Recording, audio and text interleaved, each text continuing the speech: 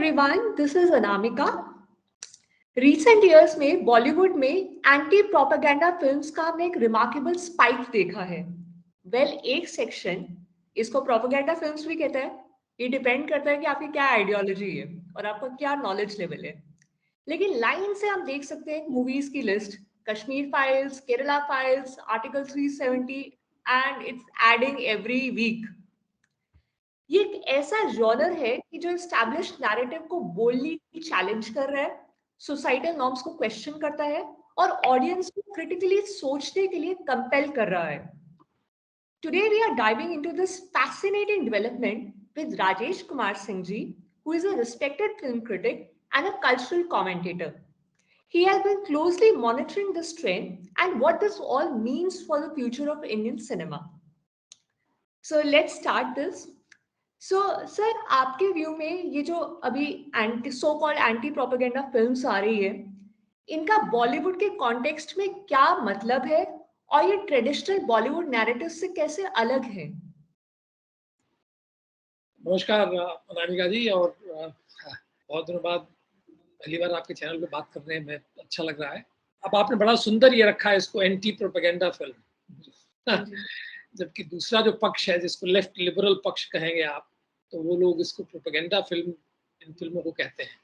बॉलीवुड या हिंदी फिल्म जगत जो है, उस जो अब बॉलीवुड कहा जाने लगा है, कुछ खास विशेष रूप से जो है, और बॉलीवुड ही नहीं, हॉलीवुड भी कह लीजिए, पूरी दुनिया में, विश्व भर में जो फिल्म उद्योग और जो फिल्मकार हैं, वो सब के सब ऐसा माना जाता है कि सामान्यतः वो लेफ्ट लिबरल, वामपंथी विचारधारा को वो सारे लोग उसका समर्थन करते हैं। तो ये समस्या हमारे बॉलीवुड में ही नहीं है। आप देखें तो दक्षिण भारत के भी फिल्म उद्योग में ये समस्या है, चाहे वो तमिल फिल्में हो या मलयालम फिल्में हो, वहाँ भी ये समस्या है। अब धीरे धीरे ये समस्या जो है तेलुगु फिल्मों में भी आने लगी है, और कुछ हद तक कन्नड़ फिल्मों में भी ये समस्याएं अब आने लगी है। इसके अंदर जो लेफ्ट लिबरल, जो वामपंथी विचारधारा के लोग हैं, वो लोग फिल्म विधा से बहुत गहराई से जुड़े हुए हैं। फिर हमारे यहाँ जो फिल्म स्कूल हैं, उनके अंदर भी, जैसे कि हमारे यहाँ FTI है, वहाँ भी जिस प्रकार की शिक्षा दीक्षा होती है, उसके अंदर जो है इस प्रकार की विचारधारा को बल मिलता है। FTI है जो पुणे में है, फिर इसके बाद जो उसका एक दूसरा अंग है जो कलकत्ते में है, जो सत्यजीत रे फिल्म इंस्टीट्यूट जो है, उससे जो जुड़ा हुआ जो है, वो भी, वहाँ भी ये सब कुछ है। तो एक सामान्य तौर पर, और शुरू के दिनों में विशेष रूप से जो कलात्मक फिल्में हैं, उन कलात्मक फिल्मों को बनाने वाले लोग साम्यवादी विचारधारा से बड़ा रखते थे, क्योंकि उन फिल्मों को दुनिया भर में फिल्म फेस्टिवल्स में दिखाया जाता था। तो फिल्म फेस्टिवल का भी जो पूरा एस्टेब्लिशमेंट है, वो भी साम्यवादी और वामपंथी विचारधारा को मान के चलता है। तो वो पूरा एस्टेब्लिशमेंट उसका हिस्सा बनने के लिए इस प्रकार की फिल्मों को बनाना और उनकी फंडिंग हो जाना, अलग अलग फंडिंग इंस्टीट्यूशंस जो दुनिया में है, ये आसान हुआ करता था। इस कारण ये फिल्में बनती थी, और वही स्थिति जो है धीरे धीरे बढ़ती चली गई। और जो भारतीय फिल्म उद्योग था, जिसका हिंदी फिल्म उद्योग था, उस पर भी इसका प्रभाव पड़ता चला गया।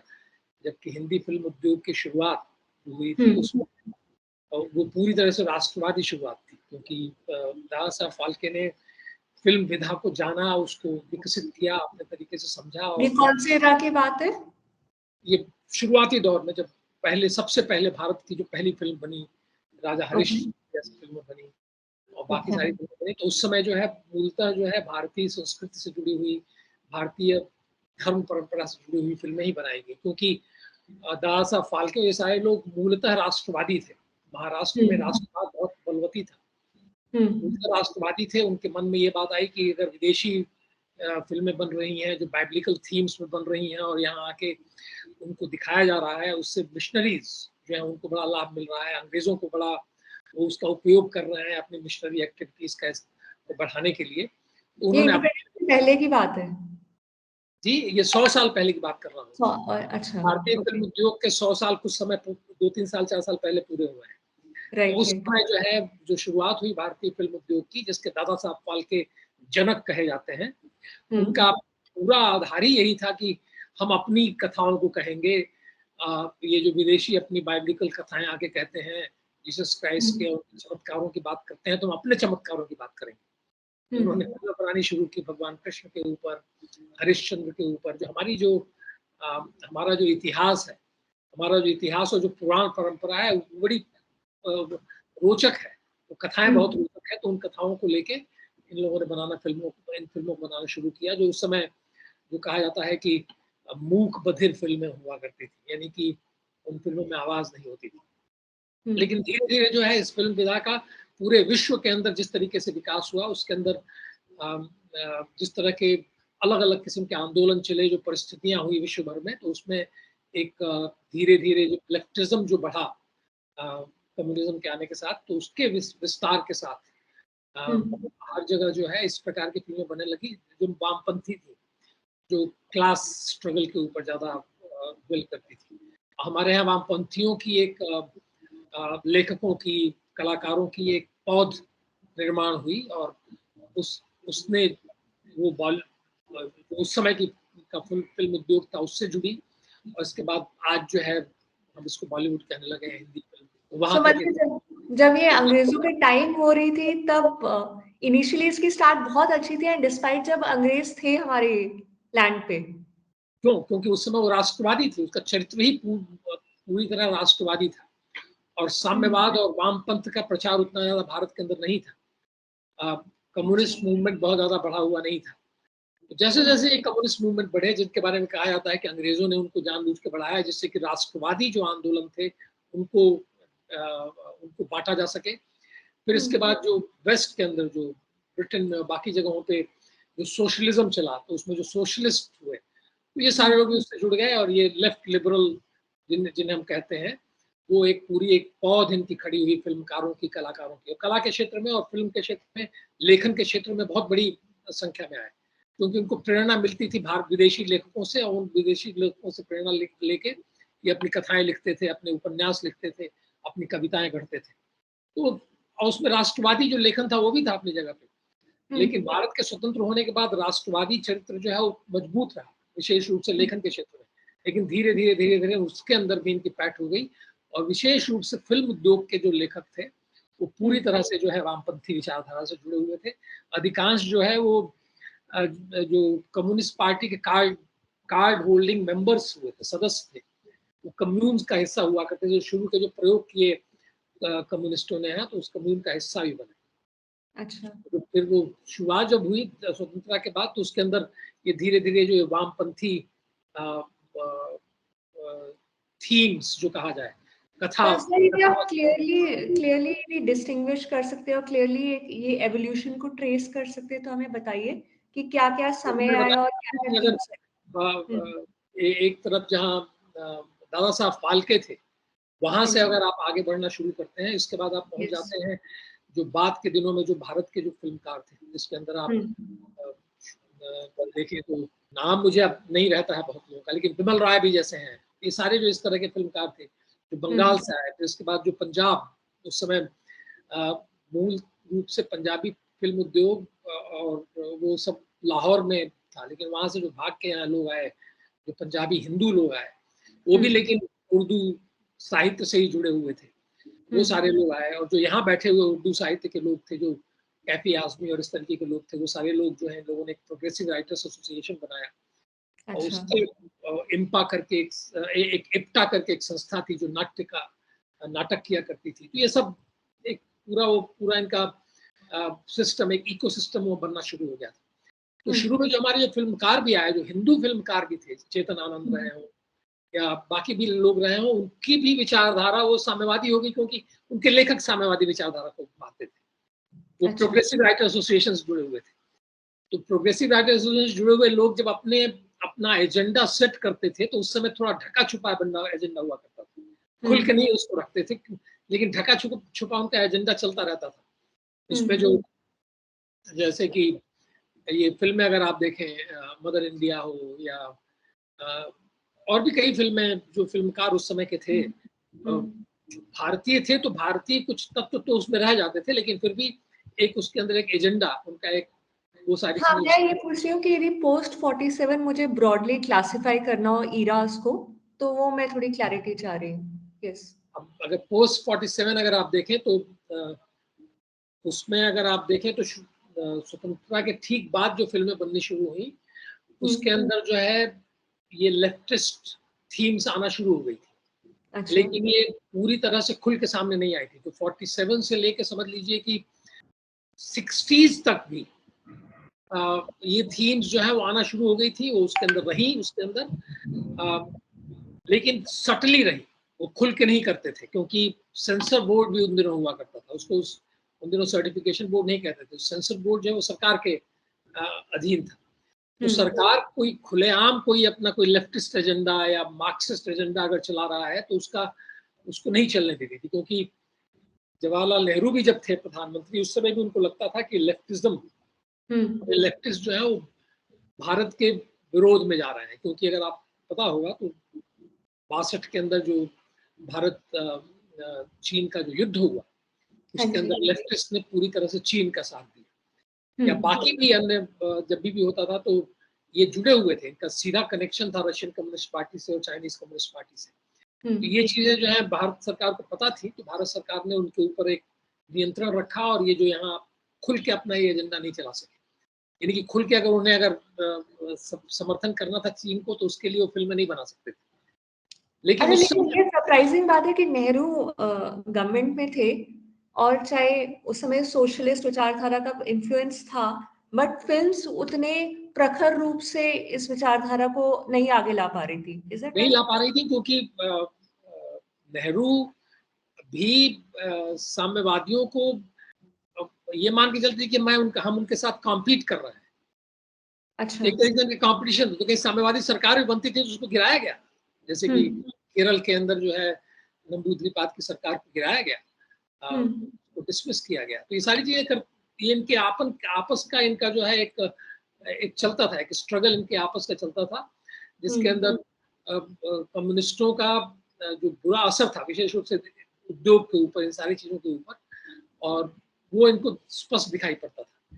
फिर इसके बाद नक्सलवादी मूवमेंट वगैरह शुरू हुआ, तो उस समय जो 60s तक जो है धीरे धीरे अगर आप देखें तो बंगाल के जो फिल्म मेकर्स थे वो पूरी तरह से उस समय लेफ्टिस्ट हो गए। उन्होंने जो फिल्में बनाई वो पूरी तरह से लेफ्ट विचारधारा को करीब लगभग खुले तौर पे उसका प्रचार करती थी। जैसे एग्जाम्पल? अब जैसे मृणाल सेन है, बाकी सारे लोग हैं, मूवीज का नाम पूछ रही हूँ मैं। सत्यजित रे वगैरह भी जो है, नाम मुझसे मत पूछिए, नाम मुझे अब याद नहीं रहता है, लेकिन मृणाल सेन की जो फिल्में थी वो बहुत ऋत्विक घटक भी हुए। अच्छा। लेकिन ऋत्विक घटक फिर भी जमीन से जुड़े थे, क्योंकि वो ईस्ट पाकिस्तान जो बन गया था, और जो पहले ईस्ट बंगाल कहा जाता था, उससे आते थे।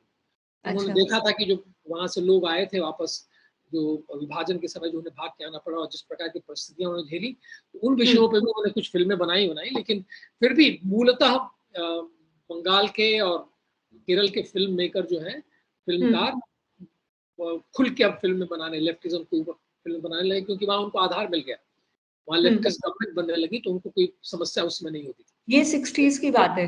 ये 60s की बात है। फिर उसके बाद तो परिस्थिति और बदली। परिस्थिति ऐसी बदली कि CPI, communist party of India, तो कांग्रेस का हिस्सा हो गई। 1975 में जब इमरजेंसी लगाई गई, तो इमरजेंसी में सीपीआई एक तरीके से कांग्रेस का आर्म थी। तब तो ये पूरी तरह से घुस गए, और इन्होंने एक स्ट्रेटेजिकली ये कांग्रेस के साथ जुड़े सके, और जब घुस गए तो उन्होंने पूरा जो एस्टैब्लिशमेंट था, जैसे कि नेशनल फिल्म डेवलपमेंट कॉर्पोरेशन था जो फंडिंग करता था आर्ट कलात्मक फिल्मों की, उसके अंदर पूरी तरह से प्रतिस्थापित हो गए। और जब प्रतिस्थापित हो गए तो वहां पूरी तरह से लेफ्टिस्ट सिनेमा ही जो है बनता था। तो उसमें जो हमारे बड़े बड़े आजकल श्याम बेनेगल जैसे लोग भी जो है, अगर वो लेफ्ट लीनिंग फिल्म नहीं बनाते तो उनको वहां से फंडिंग नहीं मिल सकती थी। तो इस तरीके से सिलसिला शुरू हुआ, और इसके बाद वो अपनी अपनी जगह पर और भी प्रतिस्थापित हो गए। मतलब 70s में उन्होंने फंडिंग और बाकी सारी चीजें भी जकड़ ली, ताकि पूरा सिस्टम उसके हिसाब से चल पड़ा। बिल्कुल। और फिर उसके बाद जो एक लोकप्रिय सिनेमा था, उस क्षेत्र के अंदर भी ये एस्टैब्लिश तो थे, लेकिन चूंकि लोकप्रिय सिनेमा था, तो एक कलात्मक सिनेमा जो है उसकी ऑडियंस लिमिटेड थी, तो वो जो लेफ्टिस्ट ऑडियंस उसकी हो जाती थी, लेफ्ट लिबरल ऑडियंस वहां उनको मिलती थी, तो उसमें ये यूनिवर्सिटीज थी, जवाहरलाल नेहरू यूनिवर्सिटी, ये सब है, वहाँ अपना विशेष रूप से विद्यार्थियों के बीच में जो है इसका बड़ा असर पड़ता था, उनको उन थीम्स का बहुत असर पड़ता था, उनका प्रोपेगेंडा चलता था लेकिन लिमिटेड वे में चलता था। लेकिन जो पॉपुलर सिनेमा था उसके अंदर भी धीरे धीरे चूंकि अब ये लोग स्टैब्लिश हो रहे थे, और उसके पहले तो 60s से पहले भी जो ये प्रोग्रेसिव राइटर एसोसिएशन के लोग थे अपना पॉपुलर सिनेमा में भी अपनी थीम डालते थे, लेकिन क्योंकि सेंसर बोर्ड था, जो मैंने आपको बताया कि सेंसर बोर्ड बड़ा देखता था, तो उसमें अगर कहीं खुल के ये क्लास कॉन्फ्लिक्ट और वर्ग संघर्ष की बात करते तो पकड़े जाते, तो खुल के तो नहीं करते थे, लेकिन उसकी पृष्ठभूमि ये तैयार करते रहते थे। जो हिंदू फिल्म मेकर्स थे वो इस चीज को समझ नहीं पाते थे, उनको लगता था कि शायद यही लोकप्रिय होगा, गरीबी अमीरी की चर्चा करना, बात करना और ये साथ सब कुछ करना जो है लोकप्रिय विषय है, और इसके कारण जो है मतलब कि हमारी फिल्में और लोग देखेंगे, इसके कारण वो बिना इसको समझे हुए उनकी फिल्में, उनकी कथाओं पे फिल्में बनाते रहते थे। लेकिन वो खुल के चूंकि नहीं करते थे, इसलिए उसमें कभी कभी ऐसी थीम बनती थी कि कहीं आंदोलन हो रहा है, ट्रेड यूनियन मूवमेंट किसी फिल्म के अंदर हो रहा है, बाहरों के सपने जैसी फिल्म है, अब ट्रेड यूनियन मूवमेंट हो रहा है, तो उसमें दिखाते थे कि भाई उद्योगपति और जो ट्रेड यूनियन लीडर है, जो जिसे प्रोलेटेरिएट कहा जाता है, जो श्रमिक वर्ग है, और उद्योगपति जो है वो मिल के काम करे, मिल के देश को आगे बढ़ाए, तो उसमें सीधी कॉन्फ्लिक्ट की सिचुएशन नहीं बनने देते थे। उसमें जो एक्सट्रीमिस्ट एलिमेंट थे उनको दिखाते थे कि एक्सट्रीमिस्ट हैं, उनको दरकिनार करते थे। तो ऐसे करके बड़े ढके छुपे तरीके से सब होता था, लेकिन होता था। अब जैसे मदर इंडिया और मुगले आजम को कैसे लेंगे? लोकप्रिय सिनेमा में भी जो है ये थीम्स आती थी, लेकिन खुल के नहीं आती थी, लेकिन कलात्मक फिल्मों में ये चीजें जो है वो हमेशा आती रही, और ऐसे करके पूरा एस्टेब्लिशमेंट खड़ा हुआ। और जब और इमरजेंसी के समय तो पूरी तरह से कांग्रेस और सीपीआई एक ही हो गई, कम्युनिस्ट पार्टी एक ही हो गई। भारत के संविधान के अंदर इन्होंने जोड़ दिया सेकुलर सोशलिस्ट रिपब्लिक बना दिया भारत को इन लोगों ने, तो सोशलिस्ट रिपब्लिक भी हो गया, सेकुलर रिपब्लिक भी हो गया। जब वो हो गया उसके बाद तो इसके बाद तो इनको और भी खुल के अपना करने लगेंगे। और लेकिन फिर भी एक समस्या इनके सामने हमेशा ये रही कि पॉपुलर बनाने के लिए, क्योंकि भारत की आबादी का जनसंख्या जो है हमारी, उसका 80% हिस्सा तो हिंदू थे, तो आप हिंदुओं कोई इस तरह की कोई जिहादी बात जो है खुल के नहीं कह सकते थे। धीरे धीरे परिस्थितियां बदली, उसमें जिस तरीके से इनकी आबादी बढ़ी, तो मुसलमान भाइयों की जो आबादी बढ़ी, तो धीरे धीरे ये मुखर होना शुरू हुए। और उसी का एक कारण ये था कि जब राम जन्मभूमि आंदोलन चला, तो उसमें इन्होंने अपने आप कंसोलिडेट करना शुरू किया, और उन्होंने कहा कि अब हम वॉइस बनेंगे। और फिर धीरे धीरे जो है वो इस्लामिस्ट, जो क्रिप्टो इस्लामिस्ट एजेंडा था, ये इन लोगों ने लाना शुरू कर दिया, जिसमें कि भारत पाकिस्तान को इक्वेट करना, ऐसी फिल्म बनाना जिसमें ये कहने का प्रयास किया जा रहा है कि साहब लोगों के बीच में कोई झगड़ा नहीं है, ये झगड़ा तो राजनीतिज्ञ कर रहे हैं, इसलिए झगड़ा तो दो स्टेट्स कर रही हैं, तो उधर की आर्मी और उधर की आर्मी का झगड़ा है, आम जनता को कोई लेना देना नहीं है। तो ये जो सफेद कपोत उड़ाने वाला जो काम था, जिससे कि पूरी तरह से जो भारतीय समाज है वो समझ नहीं पाया इस खेल को, और वो लेफ्ट लिबरल एटीट्यूड लेके चले कि अरे हिंदू मुस्लिम भाई भाई, और वो जो थीम जो थोड़ी दबी रही थी उसको और उन्होंने उभार के सामने ले आया, मेन स्ट्रीम में आ गई, मेन स्ट्रीम में पूरी तरह से आ गया, और वो चलता रहा। उसमें इनके लिए आवश्यक था कि जो बाकी की थीम्स थी, राष्ट्रवादी थीम्स थी, तो बाकी के महान व्यक्तित्व थे, उनको दबाया जाए, या उनको भी इस तरीके से प्रस्तुत किया जाए जिससे कि दिखाया जा सके कि ये लोग तो देखिए कितने अच्छे थे, ये लोग तो वही थे, ईश्वर अल्लाह तेरो नाम वाली बात को ही मानते थे, चाहे वो सुभाष चंद्र बोस हो या भगत सिंह जो है वो तो पूरी तरह से कम्युनिस्ट थे। ये सब थीम्स चलाई जाने लगी, और सब कुछ एक बड़ा इलेबोरेट सोचे समझे तरीके से किया गया, जबकि राष्ट्रवादी जो कलाकार थे, फिल्मकार थे, वो धीरे धीरे जो है नेपथ्य में चले गए। तो उनके पास, लेकिन रीजनल सिनेमा में, क्षेत्रीय सिनेमा में फिर भी राष्ट्रवादी फिल्में बनने लगी, जैसे कि मराठी फिल्में थी, तो फिर भी जो है वो अपने संतों के ऊपर वो फिल्में बनाते थे, लेकिन उसके अंदर भी उनको विवशता पूर्व वो उसमें भी उनको सेकुलर एक एलिमेंट डालना पड़ता था कि देखिए हिंदू मुसलमान सब जो है फला फला संत को मानते हैं, या संत जो है इनको हिंदू और मुसलमानों को एक करके समझते हैं। फिर सिख संप्रदाय के अंदर वो चीज लाई गई जिसमें देखा गया कि आप नानक तो मुसलमानों को भी और हिंदुओं को उनके बीच में कोई अंतर नहीं रखते थे। तो ऐसे करके ये सारे इनकी थीम्स सब चलती रही और धीरे धीरे जो है इन्होंने लेकिन फिर भी जो नक्सलवाद और इन सारी चीजों की ये सब चीजें थी, वो ज्यादातर उस तरह का सिनेमा जो है वो बंगाल में ही बनता रहा और कुछ हद तक जो है दक्षिण भारत के अंदर जो है केरल में और बाकी जगहों पर फिल्में बनती रही और धीरे धीरे उन्होंने भी अपना जड़ पकड़ा। और विश्वविद्यालय थे, JNU है, ये सब है, तो इन सब जगह जो है ये पूरा करके एक बहुत ही रोबस्ट इनका इकोसिस्टम डेवलप हो गया। तो मेन जो काम है वो 70s में हुआ है, मेन जो मेन स्ट्रीमिंग हुई है और मुखर होना शुरू हुआ धीरे धीरे। तो 70s में भी जैसे कि इन्होंने एक सौभाग्य ये रहा भारतीय फिल्म उद्योग का कि भारतीयों का सौभाग्य ये रहा कि ये उस समय भी नकल ये करते थे अमेरिकन की। अच्छा। तो फिल्म अगर बना रहे हैं तो अमेरिकन फिल्मों से ही इनकी प्रेरणा मिलती थी। तो अमेरिका में तो साम्यवाद था नहीं, तो वो जो प्रेरणा मिलती थी, वो जो नकल करते थे, तो उसके अंदर पूरी तरह से वो हमारा जो पॉपुलर सिनेमा है नहीं ला पाते थे उसके अंदर। फिर भी उसमें भी प्रयास करते रहते थे। जो आप देखती हैं वो जो हमारी जो स्वाति गोयल शर्मा, उनका जो एक है ना James of Bollywood, James Bollywood, वो उन चीजों को उजागर करते रहते हैं कैसे किस तरह से सटल तरीके से किसी ब्राह्मण को नीचे दिखाया जाता था। जैसे कि ये खेल तमिलनाडु के अंदर शुरू हो गया, जिसके अंदर पूरी तरह से फिल्में राजनीतिक प्रोपेगेंडा का माध्यम हो गई, जिसमें बड़े बड़े फिल्मकार लेखक वो राजनीति में चले आए, बाद में जाके वो चीफ मिनिस्टर बने, मुख्यमंत्री बने, बहुत दिनों तक रहे। और आज तो तमिलनाडु की पूरी फिल्म इंडस्ट्री ही DMK उसको कंट्रोल करती है, फिल्म डिस्ट्रीब्यूशन और सब कुछ। तो ये सारी चीजें हुई। अब इसको पूरा किसी को विशद अध्ययन करना है तो उसको करना पड़ेगा, किसी को शोध करना पड़ेगा। मेरा एक बहुत ही जो मैं इस समय आपको बता रहा हूँ, एक जो मेरी अपनी समझ, जब मैं थोड़ा सा उम्र दराज हो गया हूँ तो मेरी जो समझ उत्पन्न हुई है उसके आधार पर आपको। और लिबरलाइजेशन के बाद क्या फर्क पड़ा? लिबरलाइजेशन के बाद तो कोई फर्क नहीं पड़ा, क्योंकि एस्टैब्लिशमेंट तो उनके कब्जे में था। लिबरलाइजेशन का तो कहीं कुछ आया ही नहीं। अच्छा। शुरू के दिनों में तो कुछ फिल्में बनी, उसमें कभी क्या आपने सुना होगा उन फिल्मों के बारे में। कौन सी फिल्म थी जिसके अंदर दिलीप कुमार भी थे और ये अजित, उनके बीच में कंपटीशन होता है कि बस, तो एक व्यक्ति एक बस चलाना शुरू करता है तो तांगे वाले कहते हैं कि हम आपके साथ कॉम्पीट करेंगे। होता है कि तो हमारी नौकरी छीन लेंगे, तांगे वालों को खत्म कर रहे हैं बस वाले। तो इस तरह की फिल्में बना करती थी। और वो देखिए 60s से पहले, 60s के टाइम में ये सारी फिल्में बन रही थी। 60s से पहले भी सारी फिल्में बन रही थी, तो उसमें ये सब कुछ चलता रहता था अपना ढके छुपे तरीके से।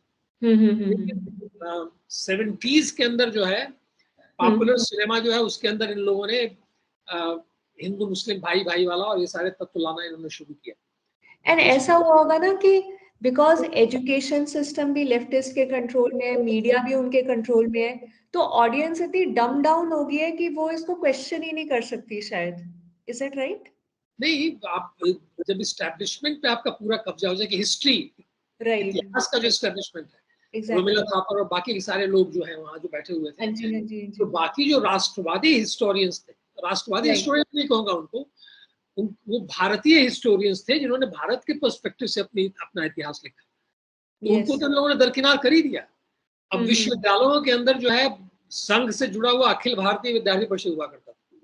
वहाँ जो एकेडमिया में है, कहीं कहीं जैसे काशी हिंदू विश्वविद्यालय है, बाकी विश्वविद्यालयों में तो इनको सपोर्ट मिल जाता था, लेकिन JNU में इनको सपोर्ट नहीं मिलता था। जो राष्ट्रवादी या जो भारतीय इतिहासकार थे, उनको अपना एक स्वतंत्र अस्तित्व बनाना पड़ता था।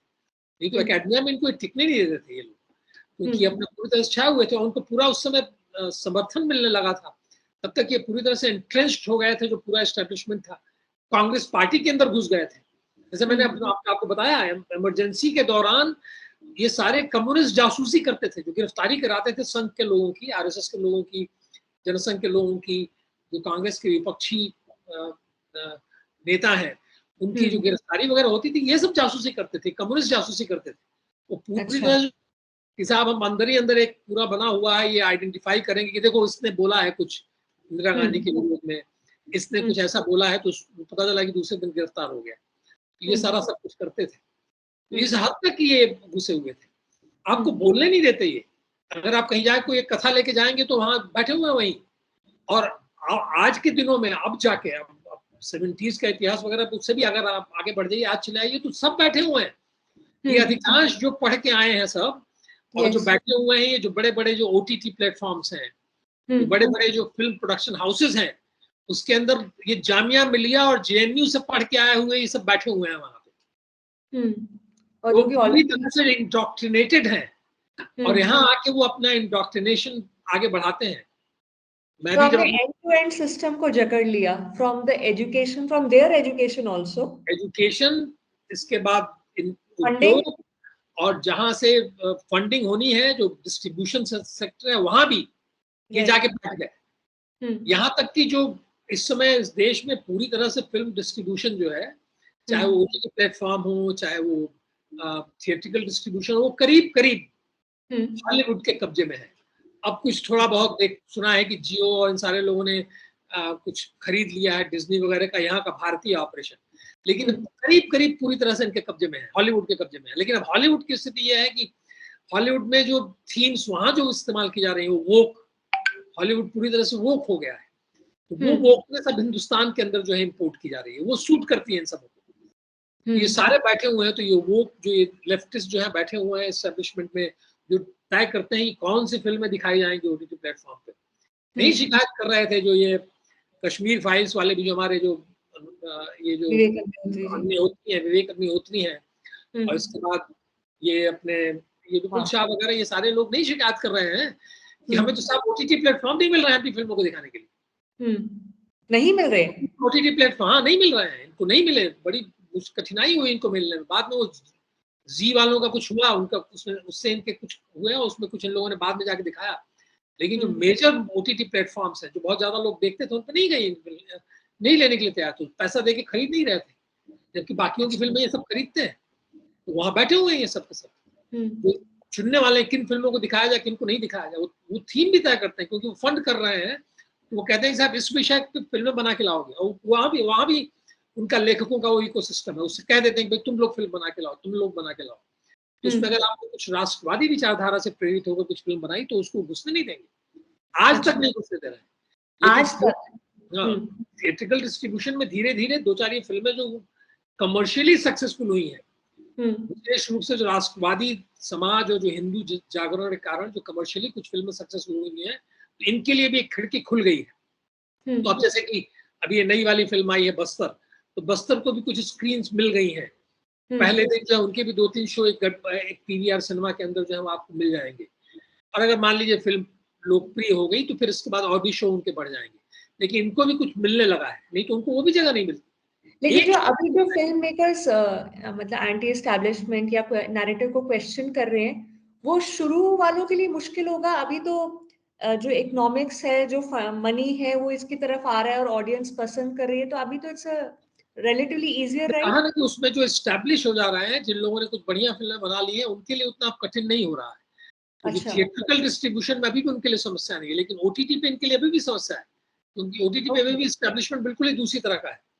OTT प्लेटफॉर्म्स पे अभी भी कठिनाई होती है इनको, लेकिन थिएट्रिकल डिस्ट्रीब्यूशन में चूंकि थिएटर ओनर्स जो है, PVR है, ये सब जो है, इनको लगता है कि लोग फिल्में इनकी देखने आ रहे हैं तो लगाओ, उसमें थोड़ा बहुत इनको जो ट्रैक्शन मिल रहा है, और उसमें बहुत सफल इनकी फिल्में हो जा रही हैं, तो उनके लिए एक इनका एक ट्रैक रिकॉर्ड उसमें बन जा रहा है कि साहब इनकी फिल्म बहुत सफल हो गई है। लेकिन बाकी उसके बाद का जो डिस्ट्रीब्यूशन का जो है, उसमें अभी भी इनके लिए बड़ी कठिनाई आ रही है, इतना आसान नहीं है इनके लिए अभी भी। अच्छा। तो एक परिस्थिति ऐसी आएगी कि ये भी ऐसा नहीं है कि वो हमेशा करते रहेंगे, और इनको भी फिल्म हमारी इस तरह की फिल्मों को भी आप देखेंगे, ये अभी भी खुल के नहीं कर सकते। जो राष्ट्रवादी फिल्मकार हैं, वो भी अभी भी कहीं ना कहीं से जो संदेश इनको देना होता है, जो बात कहनी होती है, वो दबी दबी भाषा में ही करते हैं। लेकिन सर ये मूवी कमर्शियली सक्सेसफुल हो रही है, तो OTT वाले के लिए इंसेंटिव नहीं है? वो नहीं इंसेंटिव है, क्योंकि वहां जो बैठे हुए हैं उनके पास दुनिया भर के अवसर उपलब्ध है। अच्छा। तो एक का दुक्का कहीं दिखा दिया, वैसे ही दिखा दिया, लेकिन वैसे कोई बहुत ज्यादा नहीं है। उसमें और बहुत ज्यादा ऐसी फिल्में सफल नहीं हुई, अभी भी देखें तो आप 2-4 गिनी चुनी फिल्में ही सफल हुई है, बहुत सी फिल्में थोड़ी सफल हुई, और उसमें भी एक बनाते हैं फिर दूसरी जो है विफल हो जाती है। अब जैसे कि एक फिल्म बनी, आमिर खान की पत्नी ने फिल्म बनाई, ये लोग लेफ्ट लिबरल, आपको पता है आमिर खान ने शिकायत की थी उनकी पत्नी भारत छोड़ के जाना चाहती थी, हाँ जी, ने अभी एक फिल्म बनाई है तो उसको तो उसके 1-2 शो तो मिल ही रहे हैं, लेकिन हाँ, उसके ओटीटी राइट्स पहले से बिके हुए हैं। फिल्म अगर अच्छा, 5-7 करोड़ रुपए में बनी है तो ओटीटी राइट्स 22 करोड़ में आमिर खान के कहने को बिक गए, ले लिया they गया। already made money. मैंने वो फिल्म देखी नहीं है, लेकिन चूंकि वो अच्छा, लेफ्ट लिबरल उनका, मैं चूंकि उनसे परिचित भी हूँ थोड़ा बहुत, तो मैं जानता हूँ कि उनका उनका दिमाग कैसे काम चलता है करता है। मैं ये कह सकता हूँ कि उसमें जो है ये चीज है कि ये किया गया है कि प्रयास करके उनकी फिल्म को जो है वो लगाया गया, ओटीटी प्लेटफॉर्म से उनका पैसा निकल आया है, फिल्म नहीं तो चले या अभी ना चले। नहीं तो अभी यदि आप इस जॉनर की मूवीज बनाओगे, राष्ट्रवाद या एंटी एस्टैब्लिशमेंट मूवीज या एंटी जो भी नैरेटिव को क्वेश्चन करते हुए, तो अभी एज अ फिल्म मेकर आपके पास इतना सपोर्ट नहीं है, आपको एश्योरिटी नहीं है कि आपकी मूवी बिकेगी नहीं, और आपको नहीं, कोई कोई गारंटी नहीं है, कोई कहाँ गारंटी भी। नहीं। जैसे कि शिकायत करते रहे ना विपुल अमृतलाल शाह, नाम हम्म याद आ हम्म गया, हम्म, मैं उनको जानता हूँ व्यक्तिगत तौर पर वैसे, अच्छा, लेकिन नाम कभी भूल जाता हूँ। विपुल अमृतलाल शाह शिकायत कर रहे थे कि नहीं मिली इनको, इनकी फिल्म जो कश्मीर फाइल्स है उसके लिए भी बहुत बाद में जाके इनको बहुत परिश्रम करना पड़ा, तब जाके इनको मिला विवेक अग्निहोत्री को। तो यदि तो इस लेवल के लोगों का ये हाल है, तो जो न्यू फिल्म मेकर्स जो करना चाहते हैं बड़ी उनके लिए शुरुआत है। बहुत। आप जैसे मान लीजिए उन्होंने 200-300 करोड़ कमा लिया, इसके बाद उन्होंने अपना एस्टेब्लिशमेंट खुद का खड़ा कर लिया, उस तरह के हम्म फिल्म मेकर्स को एनकरेज करने लगे, उस तरह की हम्म, थीम के ऊपर ये लगातार काम करने लगे और सुंदर फिल्में बनाने लगे जो राइट, सबको गिराए हैं। तो उसमें पता चला कि स्टार्स भी इनके साथ काम करने के लिए आगे आ गए, तो उसमें फिर धीरे धीरे इनका अपना एक इकोसिस्टम जो है एस्टेब्लिश होगा। एक दूसरा ये हो सकता है कि जो ऑलरेडी एग्जिस्टिंग इकोसिस्टम है उसको लगेगा कि इसमें लाभ है, तो वो भी वो थीम्स अपना उसमें डालना शुरू करेंगे, ये राइट, संभावना है। लेकिन वो हम्म संभावना जो है अभी भी लिमिटेड है, क्योंकि हर जगह अभी भी वो बैठे हुए हैं, तो कहीं ना कहीं से सटल तरीके से, सबलिमिनल तरीके से अपनी बात कहेंगे, और जो दूसरी बात जो राष्ट्रवादी विचारधारा वाली बात है उसको दबाने का प्रयास वो करेंगे, क्योंकि ये बहुत घुटे हुए लोग हैं, छोटे मोटे लोग नहीं है। इन लोगों ने बहुत दुनिया देखी है और इन लोगों ने अपने सारे षड्यंत्र रचे हुए हैं, तो इसलिए इतनी आसानी से नहीं होने देंगे। अगर आप देखें आज की भारतीय राजनीति के अंदर भी, तो एक तरफ अगर बीजेपी खड़ी है तो दूसरी तरफ जो है सारे के सारे हर प्रकार के षड्यंत्र बीजेपी के विरोध में भी चलते ही हैं। ईश्वर की कृपा है कि मोदी जी पॉपुलर हैं, ईश्वर की कृपा है कि जनता जो है थोड़ी सी जागरूक हो गई है, और ये सब कुछ जो स्कीम्स आई है उसका लाभ उसको मिल गया है, तो ओवरऑल बीजेपी को समर्थन मिलता रहेगा। आई जैसे राम मंदिर की प्राण प्रतिष्ठा थी, तो काफी जो बॉलीवुड वाले ऐसे लोग गए हुए थे जो मतलब पूरी एंटी हिंदू और एंटी इंडिया मूवीज बनाते थे, तो और वहां पे जाके everybody is marking there presence. नहीं, वो सब कुछ कर रहे थे लोग, लेकिन आपने देखा होगा कि लौट क्या, जब पता चला कि इनका भी बैकग्राउंड क्या है, तो बॉलीवुड के बारे में अगर आपने कभी सुना हो, संजय दीक्षित जी के शुरू के कार्यक्रम में मैंने बहुत पहले कह दिया था कि आप इनमें बिल्कुल भी रत्ती भर भी विश्वास नहीं रखना चाहिए, आपको भरोसा नहीं कर सकते, कब क्या करेंगे क्यों करेंगे आपको पता नहीं है। तो आज ये राष्ट्रवादी भी जो नजर आ रहे हैं, कल ये क्या करेंगे आपको पता नहीं है, क्योंकि धन महत्वपूर्ण है, पैसा महत्वपूर्ण है, तो उनको जहां पैसा मिलेगा उस तरफ ही ये घूम के चले जाएंगे। यही कारण है कि पूरी तरह से अपने आप को काट नहीं जा सकते। जिस तरीके की बोल्ड और सुंदर फिल्में और बन सकती थी, ये कर नहीं पाते। उसके अंदर भी थोड़ा बहुत ही घालमेल इनका हो जाता है, जिसके अंदर जो है चीजों को सिर्फ ढके छुपे तरीके से दिखाते हैं, लेकिन और कुछ ना कुछ ले आते हैं वो एलिमेंट, ये भी अपना मजबूरी में। अगर आप देखें विवेक अग्निहोत्री की फिल्मों को भी देखें तो उसमें आपको समझ में आएगा कि थोड़ा बहुत कैसे किया जाता है वो। लेकिन फिर भी ईश्वर की कृपा है कि जो बड़ी थीम है वो खुल के सामने आ जाती है, लोग उसको बढ़ा चढ़ा देते हैं, दर्शक जाके उसको देख के और उसको ज्यादा ट्रैक्शन मिलने लगता है। तो अगर कुछ और इन्होंने अपने कुछ उसमें खेल खेले होंगे कि भाई हमें बहुत ज्यादा कट्टर नहीं दिखना चाहिए, उसको अपनी कट्टरता को कम करके दिखाने के लिए जनता उसको कट्टर बना देती है, तो उसमें फंस जाते हैं। कट्टर बनने के लिए गए नहीं है वहां, लेकिन कट्टर जनता कहती है चलो,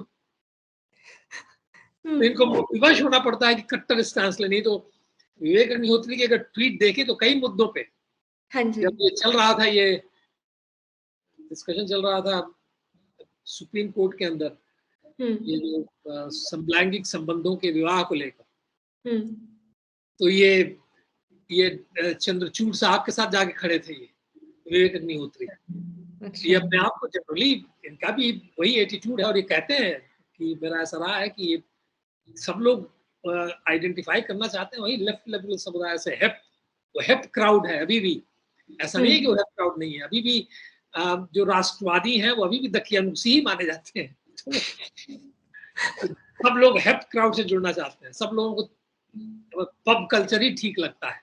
अगर मुझसे कहा जाए कि भैया बैठ के पूजा पाठ करिए तो उनको ठीक नहीं लगेगा। वो एक दिन राम जन्मभूमि राम मंदिर के उद्घाटन पे पहुंच जाए वहां, वो ठीक है, वो एक दिन के लिए। लेकिन जनरली ये जो बॉलीवुड की जीवन शैली है, जो यहाँ के लोगों की जीवन शैली, वो बिल्कुल ही अलग है। उसमें ऐसा धार्मिक जीवन शैली इन लोगों की नहीं रही है। अब हो गई हो तो हो गई हो, लेकिन ये धार्मिक जीवन शैली नहीं है। सब लोग लेकिन जैसे अभी जैसे मूवीज जब रिलीज होने लगती हैं तो सबकी वो वाली पिक्चर्स आ रही होती है कि दे आर विजिटिंग टेम्पल्स, ये सब कर रहे हैं। शुरू हुआ है, शुरू हो गया है ना?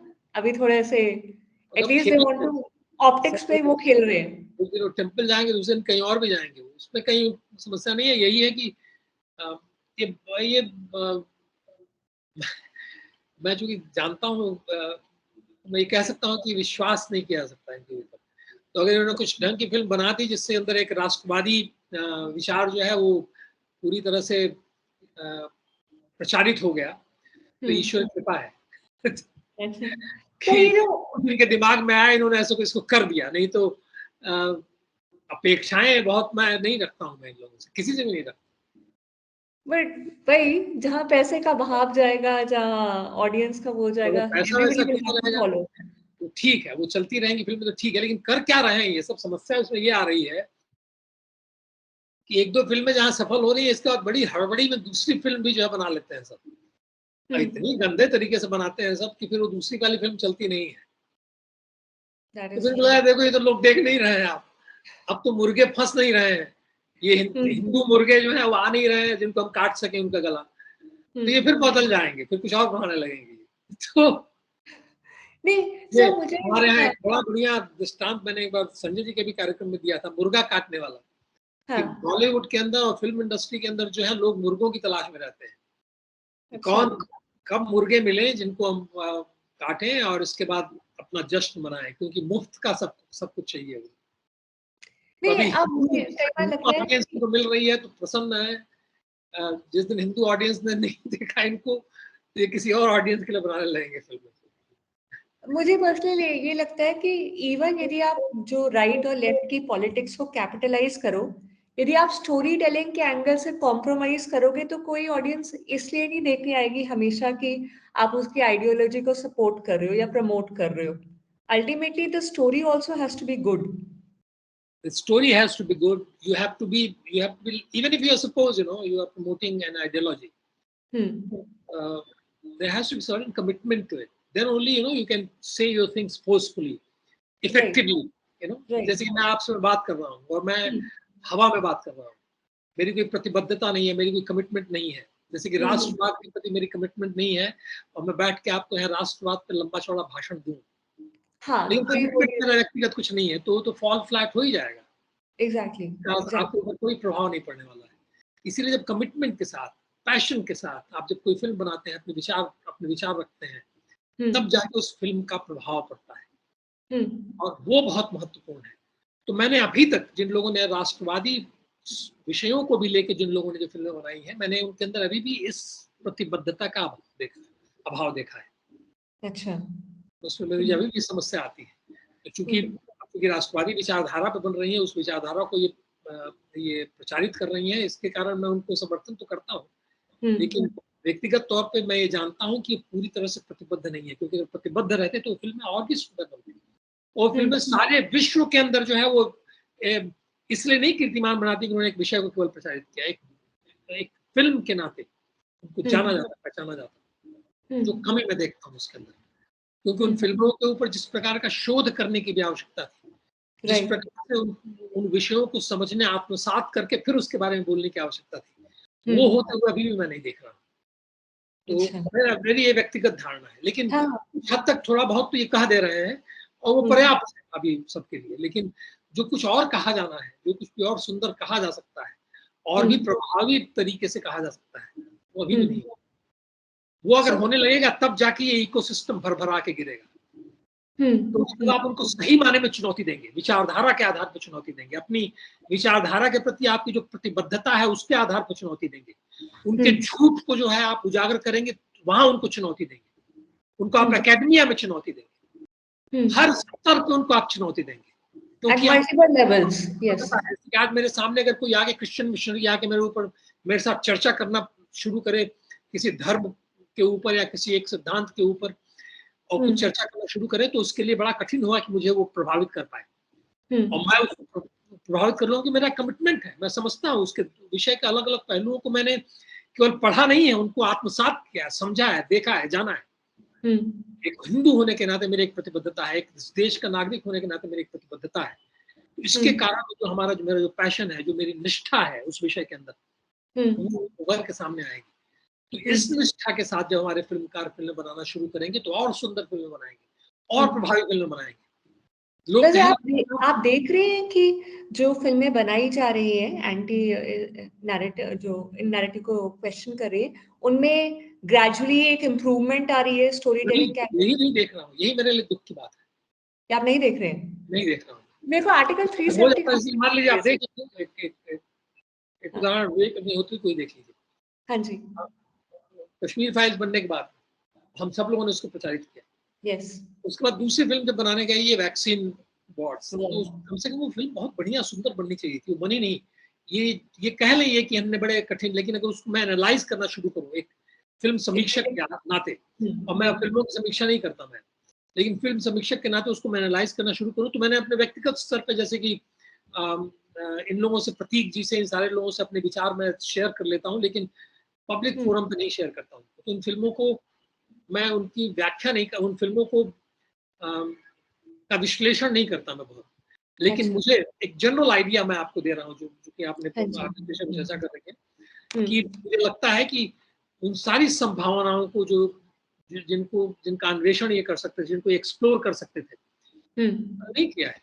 नहीं तो बहुत बहुत आगे बढ़ गए होते अभी तक, और तो और भी अपना एक एस्टेब्लिशमेंट खड़ा कर सकते थे। जो फिल्में 2-2, 300 करोड़ फिल्में जो इनकी कमा ले रही हैं, तो ये अभी तक एक ऑल्टरनेटिव एस्टेब्लिशमेंट इनका खड़ा हो गया था। वो नहीं हो पा रहा है क्योंकि जिस तरह की प्रतिबद्धता चाहिए वो नहीं है, और प्रतिबद्ध होने की इनको आवश्यकता है। जैसे कि अभी देखिए, अभी हाल ही में फिल्म आने वाली है सावरकर, अच्छी फिल्म। मैंने जो पुरानी सावरकर फिल्म है उसकी देखी थी, उनके जो फिल्म मेकर थे, जो बड़े वो कष्ट उठा के उन्होंने फिल्म बनाई अपनी। सुधीर फड़के बड़े मशहूर म्यूजिक डायरेक्टर थे, उन्होंने फिल्म बनाई थी और मैंने वो फिल्म देखी थी, और उसमें फिर भी थोड़ी प्रतिबद्धता उनकी थी, जुड़े हुए थे वो वीर सावरकर से जुड़े हुए थे। लता मंगेशकर परिवार जो है वीर सावरकर से बड़ा जुड़ा हुआ था, तो लता मंगेशकर से जुड़े हुए थे। इन लोगों ने किसी तरह से पैसा इकट्ठा करके वो फिल्म बनाई थी। आजकल तो वो समस्या भी नहीं है, कोई फिल्म बनाए और थोड़ा बहुत जाना माना नाम है तो फिल्मों के लिए पैसा वैसा आ जाता है, लेकिन उस समय तो वो भी नहीं होता। 5-7 साल लग गए तब जाके वो फिल्म किसी तरह से तैयार हुई, बड़ी मुश्किल से, और रिलीज भी हुई। आजकल दूरदर्शन वगैरह आती है, उसमें जो प्रतिबद्धता थी उसमें वो दिखाई पड़ती है कुछ। लेकिन अभी जैसे कि ये नई वाली आ रही है सावरकर, ईश्वर करें कि बढ़िया बनी हो फिल्म, लेकिन उसके अंदर आपको आर्टिकल 370 कैसी लगी? अब ठीक थी, अच्छा कहूंगा मैं उसको।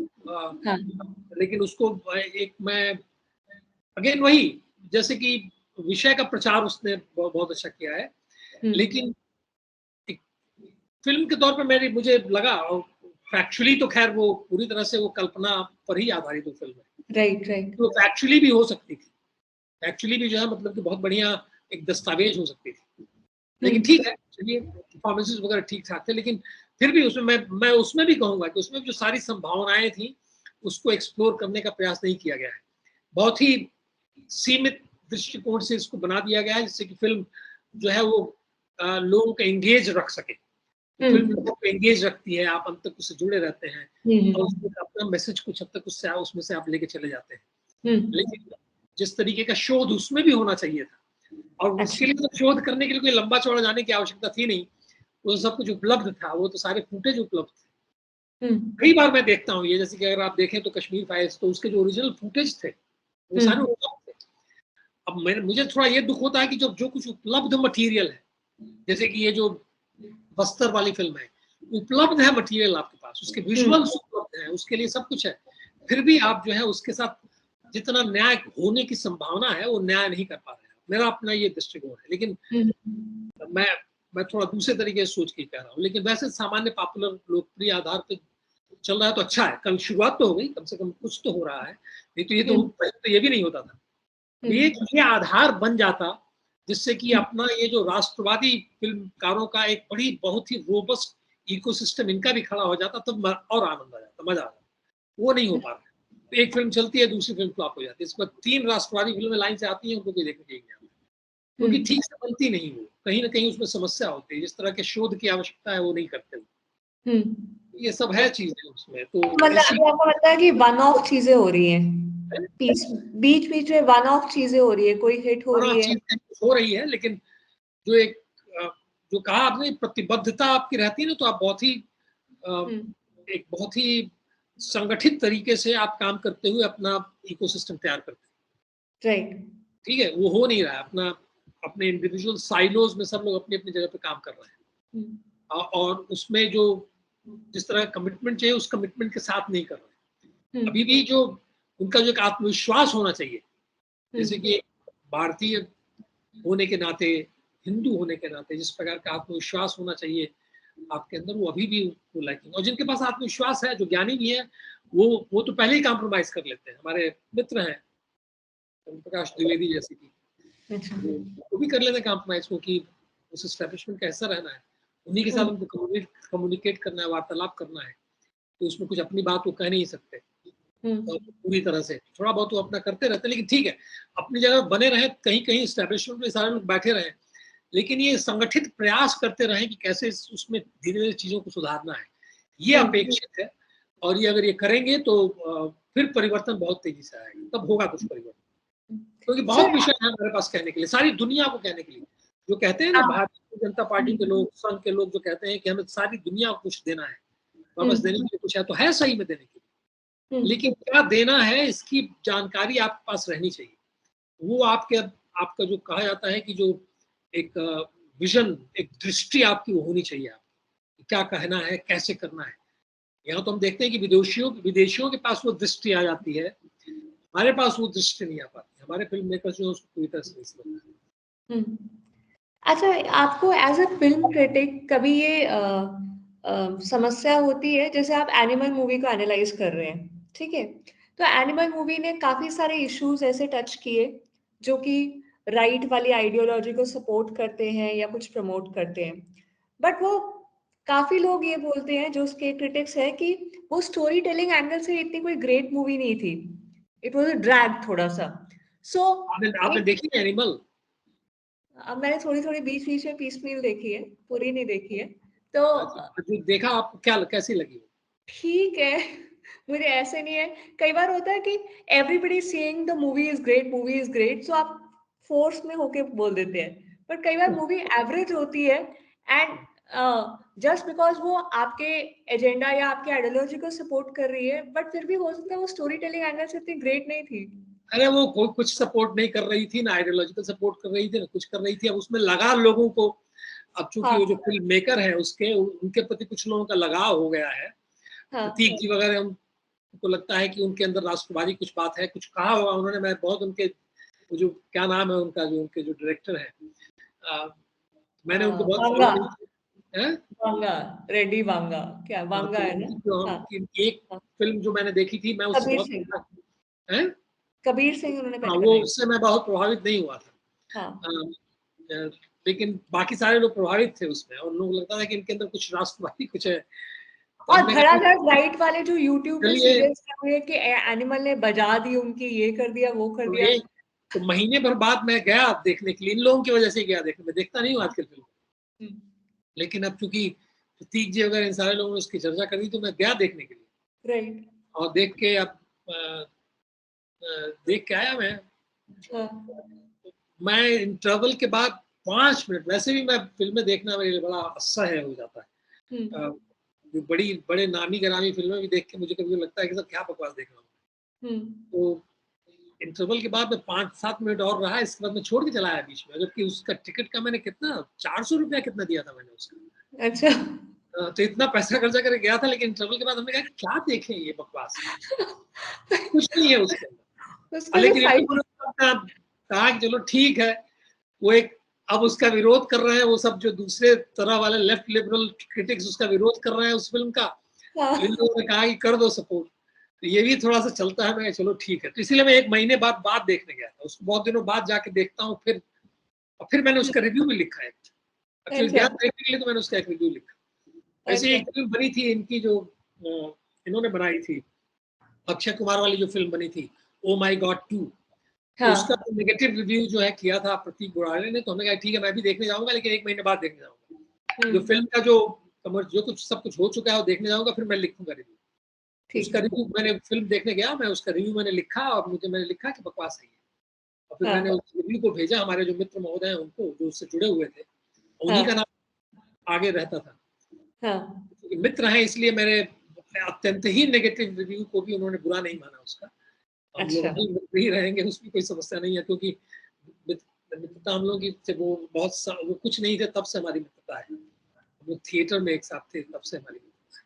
तो अच्छा। वो संबंध हमारे ठीक ठाक बने हैं और तो वो चलता रहता है। लेकिन फिर उन्होंने मुझे ये बताया कि मैंने नहीं सब किया है, बाकी लोग सब कर रहे थे, लेकिन अब मेरा नाम आगे रखते थे लोग, तो मैं कुछ बोलता नहीं था उसमें। लेकिन जहाँ तक द्विवेदी जी का है, उनके राष्ट्रवादी क्रेडेंशियल्स जो हैं, उनकी समझ हमारी संस्कृति की और उसकी जो है उसके बारे उस पर मैं प्रश्न चिन्ह नहीं उठा सकता। तो अपने रिव्यू में लिखा कि भाई इनकी समझ तो हमारी संस्कृति, हमारी सभ्यता, हमारे धर्म की मुझसे बेहतर ही है।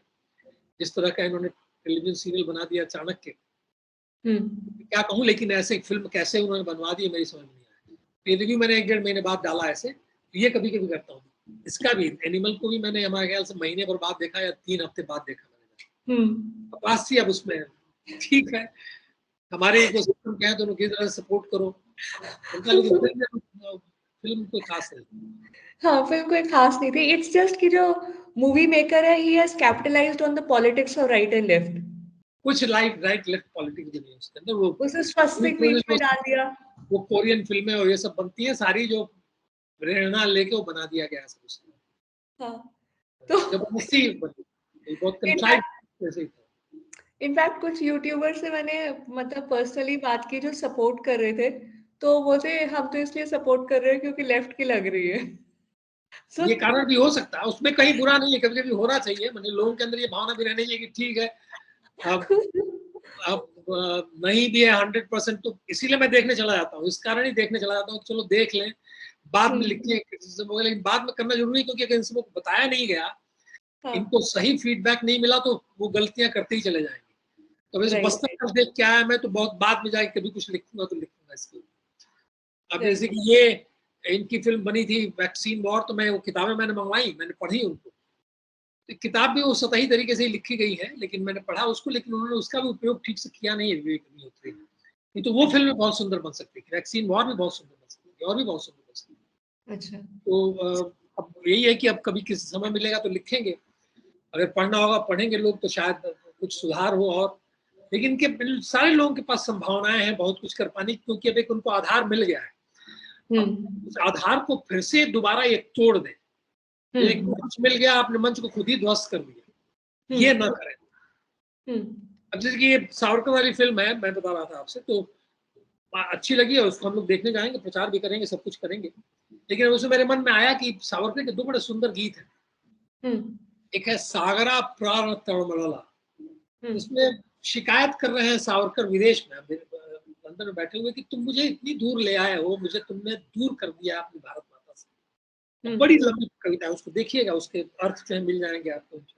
क्या नाम है? सुंदर, सागरा प्राण तड़मड़ला। वो बताते अच्छा। हैं कि मेरा प्राण तिलमिला रहा है, तो मुझे ले आए हो इतनी दूर मेरी मातृभूमि से, और यहाँ अच्छा। इस जगह लाए हो, ये सोच के लाए हो, ये करके लाए हो, लेकिन देखो मेरी तो बड़ी, मैं तो बड़ा दुखी हूँ यहाँ।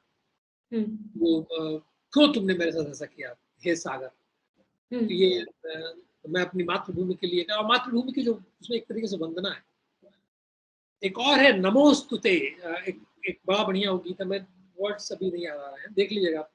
वो बहुत सुंदर है, बहुत उत्साहवर्धक। ये दोनों गीत कविताएं वीर सावरकर की स्वयं की लिखी हुई कविताएं हैं और इतनी सुंदर है, जोशीली है कि उन कविताओं का अगर अनुवाद करके उसमें उसको गद्य में भी रख देते, ये रोज में भी अगर उसमें कुछ डायलॉग अलग लाते तो लोग जो है मतलब कि वो ट्रेलर और भी सुंदर हो जाता। तो मैंने देखा कि वो नहीं है और इन कविताओं को गाया है लता जी ने और इन सारे लोगों ने, बड़े बड़े लोगों ने गाया है। और सुनिएगा, सागरा प्राण तलमन्ना, वो सर्च करिएगा। ठीक है। और ये नमोस्तुते, नमोस्तुते वाला तो बहुत आसानी से समझ में आने वाले उसके बोल भी हैं।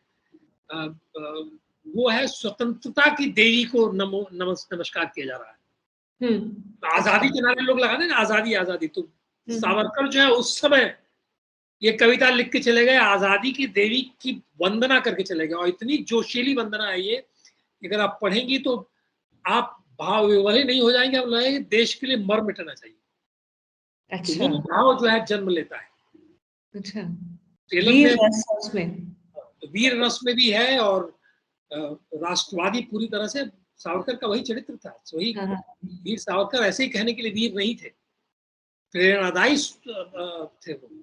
उनकी प्रेरणा से आंदोलन हुए, क्रांतिकारी आंदोलन हुए, जिन लोगों ने जीवन का उत्सर्ग किया। ऐसे और अन्य प्रेरणादायी लेखक रहे, श्री अरविंदो वगैरह, इन लोगों ने बड़े बड़े क्रांतिकारी आंदोलनों को खड़ा कर दिया। तो वो सारी चीजें जो है अभी जैसे आप ये मूवीज देख रहे हैं, यदि आप इनको ब्रॉडली देखें ओवरऑल, हाँ, जैसे पहले स्टीरियोटाइप्स यूज किए जाते थे, रहीम चाचा जो डाकू है वो ठाकुर है, ये सब स्टीरियोटाइप्स यूज किए जाते, तो अभी हम उन नैरेटिव्स को जब क्वेश्चन कर रहे हैं, तो हम भी कुछ ऐसे जो राइट वाले लोग हैं वो भी कुछ ऐसे अपने प्लॉट डिवाइस में या कैरेक्टर डेवलपमेंट में कुछ कर रहे हैं जो कि सबलिमिनल है, नहीं? और यही कमी है उनकी।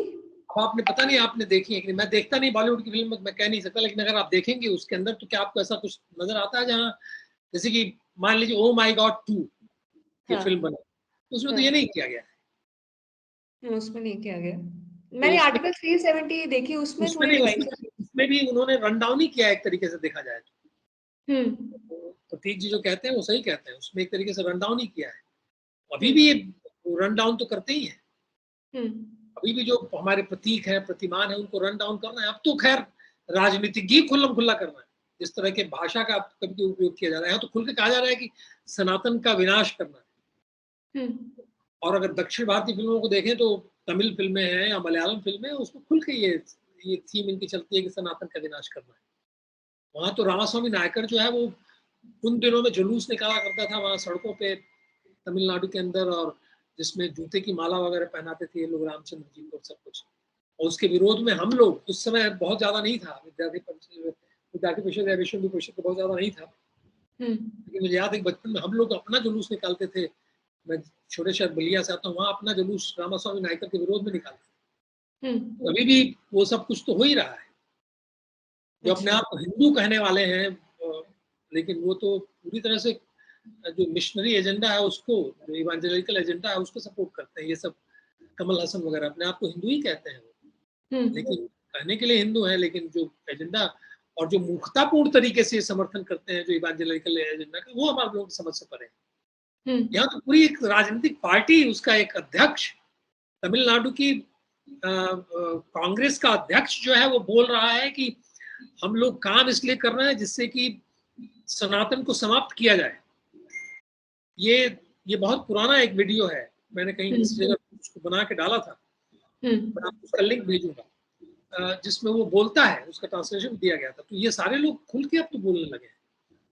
तो उसका जैसे कि अन्नामलाई है, वो प्रतिकार कर रहे हैं, कमिटमेंट करता है, उनकी समझ में आता है। अगर अन्नामलाई की बात सुने आप तो आपकी समझ में, अरे ये आदमी जानता है। तो हमारे फिल्म मेकर्स को भी वैसा होना चाहिए, जो उतने ही पगे हों अपने उस विषय में, अपना उनका जो कमिटमेंट है, अपनी जो उनकी प्रतिबद्धता है उसमें, जितने की अन्नामलाई जैसा एक व्यक्ति पगा है। जैसे कि विक्रम संपत पगे हैं, समझ रहे हैं हर चीज को, देख रहे हैं सब कुछ समझ बूझ के। जैसे कि साई दीपक है, जैसे कि अपने ये जो बीजेपी के जो राज्यसभा के हमारे सदस्य हैं सुधांशु जी हैं, ये सारे लोग सब चीजों को समझ रहे हैं। कभी कभी बीजेपी के राजनीतिज्ञ भी इसको नहीं कभी कभी समझ पाते। उनको अभी तक कई एक दो राजनीतिक, उस दिन मैं गडकरी को सुन रहा था तो उनको अभी भी स्पष्ट नहीं है कि आर्य जो है क्या थे। वो चूंकि संघ की परंपरा से जुड़े हैं, फिर भी उनको नहीं पता है कि जो आर्यन इन्वेजन थ्योरी थी उसको सबसे पहले नकारने का काम संघ ने किया था, आरएसएस ने किया था। गुरु जी ने अपने बौद्धिकों में नकारा था कि मान ही नहीं सकते कि आर्य बाहर से आए, हम सब लोग यहीं के हैं, इस देश की संतान है, ये हमारी जमीन है। सबसे पहले वही कहते थे, जबकि हमारे यहाँ बड़े बड़े मूर्धन्य विद्वान जो हैं वो मान के चलते थे कि आर्य बाहर से आए थे, हम आर्यों की संतान है। इक्का दुक्का जो मूर्ख टाइप की बीजेपी के अंदर बड़े नेता भी जो है ऐसी मूर्खता कर जाते हैं, लेकिन एक अनंतमलाई जैसा एक व्यक्ति है, वो जब उभर के सामने आता है तो वो तुर्रा बतुर्रा जवाब दे सकता है, इनको दिखा सकता है कि तुम्हारा सोचने का तरीका कितना घटिया और कितना बेकार है। तो इस तरह से जो है, इस तरह की प्रतिबद्धता के साथ हर क्षेत्र के अंदर लोगों को खड़े होने की आवश्यकता है। फिल्म मेकर्स को भी वही होना चाहिए। विचारकों, समीक्षकों को, और जैसे प्रतीक बुराड़े हैं, उनकी ये प्रतिबद्धता है, उनके जो और उनका नॉलेज बेस भी काफी अच्छा है, ही अंडरस्टैंड्स, वो हम सब समझते हैं तो उसको रखते हैं।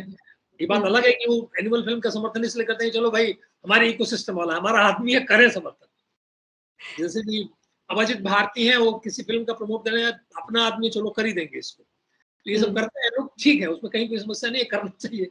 वो कि मेरा काम नहीं चलेगा, नहीं तो हम लोग अपने एक ही दूसरे को बुरा कहते रहेंगे, उसमें अच्छा नहीं। इसलिए मैं बुरा जब कहता हूँ थोड़ा बाद में जाकर कहता हूँ, 1-1.5 महीने बाद, क्योंकि उनको पता रहना चाहिए भाई गलती कर रहे हो ठीक करो, नहीं तो तुम्हें मंच मिल गया, उसका दुरुपयोग मत कर दो, उसको वेस्ट मत करो अवसर को।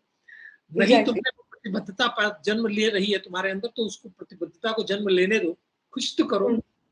इसलिए आदमी प्रयास करता रहता है। तो हमें अपना मतलब इस साइड के फिल्म मेकर्स को अपना नॉलेज, अपना रिसर्च और जो सब्लिमिनल मैसेज जिसमें लेफ्ट माहिर था, उसमें वर्क करना है।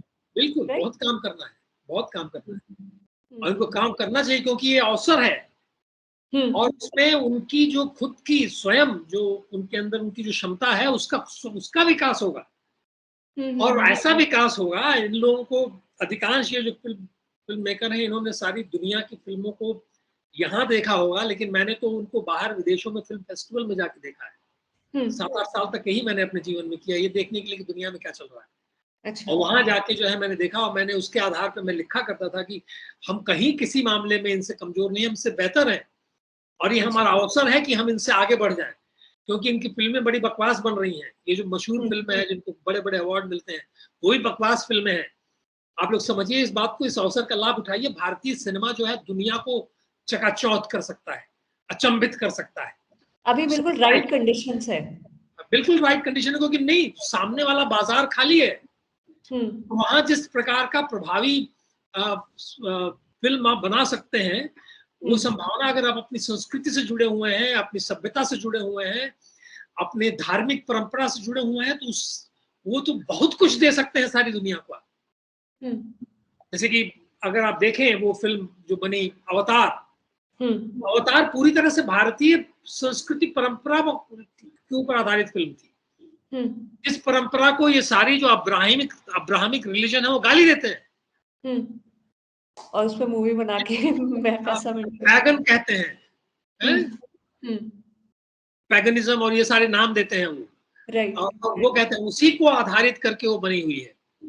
ठीक है, उस व्यक्ति ने समझ लिया, कोई मैट्रिक्स बनाने जाता है वो समझ लेता है, यहाँ तक कि वो वॉल्ट डिज्नी वाली जो फिल्म है उसके अंदर एक बार मैंने देखा तो वो हल्क का चरित्र था। तो हल्क का चरित्र पहले तो सामान्य रहता है, लेकिन उसका जब ब्लड प्रेशर बढ़ता है तो वो विशालकाय हो जाता है। एक वॉल्ट डिज्नी कैरेक्टर है ना हल्क, बड़ा जायंट हो जाता है, आपने देखा है कि एवेंजर्स में? तो जो क्या एवेंजर्स सीरीज में है वो, यस यस। तो उस क्या दिखाते हैं कि वो जब उसको कंट्रोल करना होता है, वो डॉक्टर क्या नाम है उसका जो हल्क बन जाता है। तो जो पहली दूसरी वाली जो फिल्म थी उसके अंदर जो उसका जो हल्क कैसे बंद हुआ वो कुछ चला गया उसके शरीर में, उसकी वजह से। लेकिन जब कंट्रोल करना होता है उसको ब्लड प्रेशर, तो वो मेडिटेट करने के लिए, मेडिटेशन सीखने के लिए जो भारत आता है, तो मेडिटेशन से अपने क्रोध को, अपने ब्लड प्रेशर को कंट्रोल करता है और वो करने का प्रयास करता है। तो ये हमारी परंपरा है। कि तुम्हारे अपने अंदर का जो पशुत्व है उसको जो है कैसे तुम ध्यान धारणा समाधि से जो है उसके ऊपर जो है नियंत्रण करोगे, उससे छुटकारा पाओगे और एक नई दुनिया अपने आत्म तत्व को पहचानोगे। तो वो करता है, हमारे कॉन्सेप्ट्स को यूज करके उसके कैपिटलाइज करके दे मेक मनी कर लेते हैं।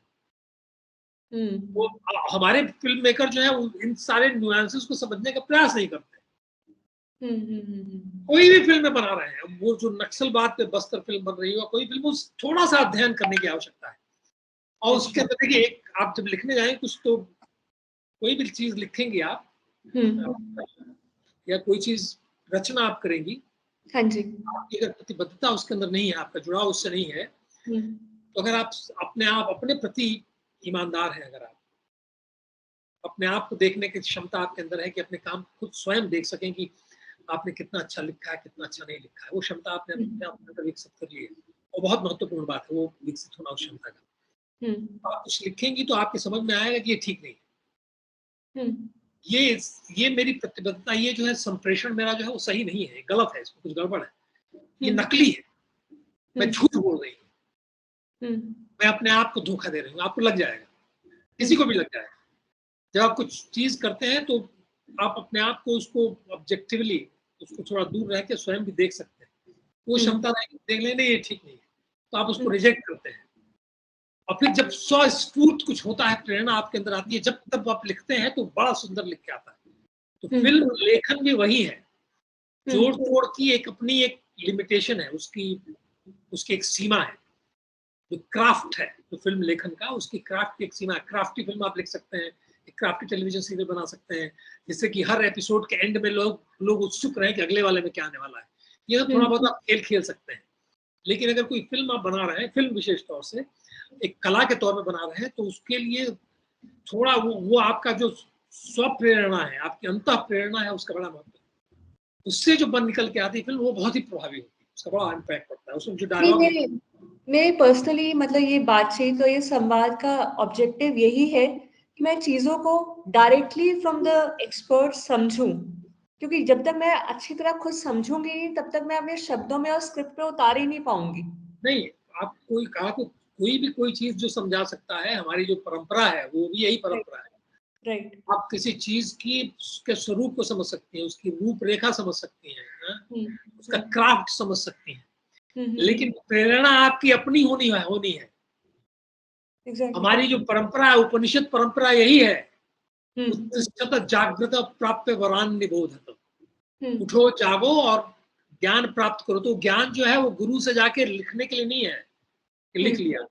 गुरु बहुत होगा तो कुछ रास्ता बता सकता है कि भाई ऐसे चलो, ऐसे करो, ये थोड़ा सा ध्यान धारणा कर लो, ये सब कर लो।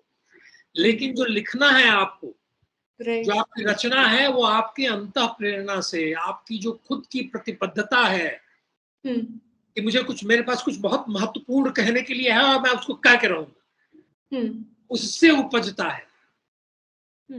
वो जोड़ तोड़ से नहीं होता। ये हमारी परंपरा है जिसको सारी विषयों में माना जाता है। हमारे जो एडवर्टाइजिंग के क्षेत्र में सब मानते हैं कि सारा ज्ञान दिमाग में भर लीजिए, सारा ब्रीफ ले लीजिए क्लाइंट से, लेकिन जब कोई लाइन लिखनी होती है, कोई ऐड तैयार करना होता है, क्रिएटिव काम जो होता है, वो सब लिख के और फिर भूल जाइए। लिखा हुआ है, बड़े बड़े जो एडमैन कहे जाते हैं, ओगिलवी और ये सारे लोग, डेविड ओगिलवी, वो लिख के गए हैं। वो सब कुछ ले लो, लेकिन अंत में कुछ प्रेरणा जगेगी जब तुम वो भूल जाओगे। वो सब कुछ अचानक वो चला जाएगा और एक नई चीज निकल के सामने आएगी। ये मूल आधार है। तो इस तरह की प्रतिबद्धता हमारे रचनाकारों में होगी तो जो कुछ वो कहेंगे वो सारी दुनिया देखती रह जाएगी। और उनके अंदर ये प्रतिबद्धता आनी भर है, और हमारे पास कहने के लिए बहुत कुछ है, क्योंकि हमारी जो कुछ भी है, हमारे जो पूर्वजों की जिन का जो अंश है हमारे अंदर, वो कहीं अंतर्धान नहीं हो गया है। वो पूर्वज जो है, जो हमें दे के गए हैं, हमारे अंदर विद्यमान है। हमारे अंदर वो सारी महानता विद्यमान है, वो बीज हमारे अंदर है। इसीलिए हम अच्छी चीजों से रिलेट करते हैं, उनसे उनको समझते हैं आसानी से। तो हम उस महानता तक पहुंच सकते हैं। हमारे वैज्ञानिक उस महानता को छू सकते हैं, हमारे कलाकार उस महानता को छू सकते हैं, हमारे जो फिल्मकार हैं उस महानता को छू सकते हैं, और दुनिया में कहीं आगे बढ़ सकते हैं। ये थाती कहीं किसी जगह कोई छोड़ के नहीं गया। भारत में ये थाती छोड़ के गए हैं लोग। एक परंपरा बना के गए हैं, एक प्रोसेस भी बता के गए हैं, और ये कह के गए हैं। अगर उपनिषद पढ़ना शुरू करेंगे आप तो हर टीचर, अध्यापक अपने शिष्य से कहता है कि मैं तुमसे ये जो कह रहा हूं ना, ये नहीं है, ये सुन के ये मत मान लो कि जो मैं कह रहा हूं वो वही है, फिर तेरी अपनी जर्नी है करना। तो मैं आपको ये जो कह रहा हूँ, मेरा ज्ञान जो मैं आपको बांट रहा हूँ, ये ज्ञान बांटने का अर्थ ये नहीं है कि मैंने वो ज्ञान पा लिया है, वो ज्ञान आपको अपना पाना है। तो ये जो जर्नी है, हर क्षेत्र के अंदर जब ये मूल भावना चली, उसके अंदर जो है हमने बड़े बड़े आविष्कार किए, हमने बड़े बड़े सिद्धांत प्रतिपादित किए, चाहे वो दर्शन का क्षेत्र हो, चाहे वो समाज रचना का क्षेत्र हो, समाज शास्त्र का क्षेत्र हो, चाहे वो विज्ञान हो, चाहे वो वनस्पति विज्ञान हो, चाहे वो आयुर्वेद हो, दुनिया भर की चीजें हमने दे दी दुनिया को, चाहे वो गणित हो, चाहे वो फिजिक्स हो, केमिस्ट्री हो, बीज गणित हो, कुछ भी हो, चाहे वो जियोमेट्री हो, चाहे वो खगोल शास्त्र हो, सब में हमने जो पराकाष्ठा हो सकती है ज्ञान की, वो हमने अर्जित की है, इसलिए अर्जित की है। इसीलिए जो इस कला के क्षेत्र में, फिल्म विधा के क्षेत्र में भी वो पराकाष्ठा हमारी हो सकती है, जो सब धूमिल पड़ जाएंगे हमारे सामने। लेकिन अगर हम नकल करते हुए घूमेंगे, जोड़ तोड़ करके फिल्म बनाएंगे, वो अंतः प्रेरणा जो है उसकी वो ध्यान नहीं देंगे, तो ये सारी मूर्खताएं करते रहेंगे। कभी कभी इन मूर्खताओं के करने के बावजूद भी हम सफल होते हुए दिखेंगे, अच्छी बात है, सफलता की बात है। लेकिन जो सफल हो आप, जो मंच मिले, इसके बाद फिर आप उसी प्रेरणा की तरफ चलें। कभी कभी होता है ना कि भाई अब खाने पीने के कुछ नहीं है, भूखों मर रहे हैं, तो जब भोजन का इंतजाम हो गया, रहन सहन ठीक ठाक हो गया, तब तो अब झांकिए अंदर और अंत प्रेरणा लाइए बाहर, बड़ी बड़ी फिल्में बनाइए, कुछ बड़ा काम करिए, आप भी बड़ा काम करिए। Thank you sir. Sir just ये अभी आप ग्लोबल फिल्में यदि फॉलो करते हो, तो हर जगह एक डीकोलोनाइजेशन का अभी हर जगह एक वो है, तो बाकी वर्ल्ड सिनेमा में भी ऐसे चेंजेस आ रहे हैं क्या? डीकोलोनाइजेशन वगैरह जो है वर्ल्ड सिनेमा में अगर आप देखें तो वो तो कॉलोनाइज नहीं रहे ना, उन्होंने तो हमें कॉलोनाइज किया है। तो जहाँ डीकोलोनाइजेशन जो हो रहा है उसमें वो तो उन्होंने त्याग स्वीकार ही नहीं किया। जैसे फ्रेंच सिनेमा, उसने कहा कि हम अलग रहेंगे, हम नहीं रहेंगे अमेरिकन सिनेमा के साथ। फिर बाद में अभी तो अमेरिकन कॉलोनाइजेशन चल रहा है फिल्म इंडस्ट्री का, क्योंकि भारत को भी भारत के जो लेखक हैं उनके दिमाग को अमेरिकन से अभी भी कॉलोनाइज कर रखा है, तो अभी भी डीकॉलोनाइज हम थोड़ी हुआ है। डीकॉलोनाइज जो है सारी दुनिया में लोग प्रयास तो करते हैं, लेकिन घूम फिर के खुद कॉलोनाइज हो जाते हैं। चाइना, चीन जो है पूरी तरह से कॉलोनाइज, और इस समय हॉलीवुड के साथ मिलजुल के हॉलीवुड टाइप की फिल्म बनाता है। तो बाजार जो है वो सब कुछ डिटरमिन करता है। कॉलोनाइजेशन का मेन आधार होता है बाजार। तो उसके अंदर जब आपके अंदर आत्मविश्वास नहीं रहता है, तो बाजार जो है वही सब कुछ डिटरमिन करने लगता है, तो धन के पीछे आप भागने लगते हैं। तो हर जगह, हर दृष्टिकोण में जो है कॉलोनाइजेशन रहता है। तो वर्ल्ड में और कहीं तो हुआ नहीं, हमने ही सबसे ज्यादा भुगता है। तो अब हो रहा है धीरे धीरे, लेकिन ये अब पहुंचना अपने इतना ज्यादा असर हो गया, सैकड़ों सालों का असर हो गया सबके ऊपर। अंग्रेजी सब बोल ही रहे हैं लोग, अंग्रेजी में बातचीत दुनिया भर की चली रही है, तो उसको हटाना इतना आसान नहीं है। फिर वो अंत प्रेरणा से ही होने वाला है, और वो करने में समय लगेगा। लेकिन बाकी जगह तो फंडिंग के सोर्सेज, ये फिल्म फेस्टिवल एस्टेब्लिशमेंट, एक अलग तरह का कॉलोनाइजेशन हो गया है। फिल्म फेस्टिवल्स जो है वो कुछ तरह की थीम्स जो एक्सेप्ट करते हैं, कुछ तरह की फिल्म एक्सेप्ट करते हैं, तो वो चल रहा है। वो तो हर जगह जो एस्टेब्लिशमेंट है वो एक तरीके से कोई ना कोई किसी तरह की कॉलोनाइजेशन ही है। उस एस्टेब्लिशमेंट को तोड़ना, उससे अलग कुछ करना, वो डीकॉलोनाइज करना होगा अपने दिमाग को। तो करने की आवश्यकता है। जैसे अभी फिल्म विधा में अगर आप देखें, जो हमारे फिल्मकार जो अभी भी राष्ट्रवादी फिल्मकार भी हैं, देखें तो जिस तरह का संगीत अभी भी ये लोग इस्तेमाल कर रहे हैं, जिस तरह की फिल्मी भाषा जो इस्तेमाल कर रहे हैं, फिल्म कहने का, अपनी बात को कहने का वो तरीका, वो अभी भी कुछ अमेरिकन स्टाइल ही होता है। जैसे कि फिल्म के स्ट्रक्चर को जैसे लोग तोड़ते हैं, वो थोड़ा सा 3 स्ट्रक्चर, वो 3 एक्ट्स वगैरह वो सब भूल जाइए। वो सब हर कहानी में 3 एक्ट होता है, कहीं कहानी की शुरुआत हुई, कहीं मिडिल होगा, वो बहुत बड़ा ज्ञान नहीं है वो। कहीं कहानी का अंत होगा, किसी भी कहानी को लीजिएगा वो रहेगा। कथा परंपरा में, हमारे यहाँ पौराणिक परंपरा में भी वो है, कोई 3 एक्ट को बोल देने से उससे कोई बहुत फर्क नहीं पड़ता। नहीं, लेकिन यहाँ जो जिस तरीके से फिल्म बना रहे हैं, जो इसको जिस स्ट्रक्चर कर रहे हैं, वो कॉपी कैट स्ट्रक्चर है भाई। वो जो है वो एक लीनियर नहीं रहेगा, ये कुछ कुछ तोड़ के चलेंगे, जो भी दूसरा शब्द आप इस्तेमाल करें, ऐसा कोई स्ट्रक्चर बना ले। तो स्ट्रक्चर के साथ खेलना, फॉर्म के साथ खेलना, ये सब जब आपके अंदर सब्सटेंस नहीं रहता तब ये सब कुछ करते हैं, लेकिन आपके अंदर तो सब्सटेंस है। मान लीजिए आप नक्सल इशू पे एक फिल्म बनानी है तो सब्सटेंस है आपके पास कुछ कहने के लिए, तो जब सब्सटेंस है तो फिर स्ट्रक्चर अपने आप बढ़िया स्ट्रक्चर बन जाता है, वो बनाने के लिए जोड़ तोड़ करने की आवश्यकता नहीं पड़ती। तो जो लेखक हैं, जो फिल्म लेखक हैं, जो बाकी सारे लोग हैं, स्क्रिप्ट राइटर, उनको ये चीज समझनी चाहिए। सही है कि हमारे यहाँ जो फिल्म इंडस्ट्री में जो सिखाने पढ़ाने वाले भी हैं, ये सब भी नकल करते हैं विदेशियों, उनका अपना कोई सोच है नहीं, तो कहीं कुछ आएगा, कुछ यहाँ फिल्म फेस्टिवल हो रहा है, ऐसी फिल्म कुछ हो रही है, तो अपना लेके अपना सब चलता रहता है। वो सब छोड़ के अपना कुछ करने की आवश्यकता है। तो जब जिन लोगों को मंच मिल गया, वो करना चाहिए कि वो जो एलिमेंट आप देखेंगे, वो फिल्म थी कन्नड़ फिल्म थी, क्या नाम था उसका, कंतारा। हाँ जी। कंतारा के अंदर जो एक विशेष जो एलिमेंट था वो बहुत स्वस्फूर्त था।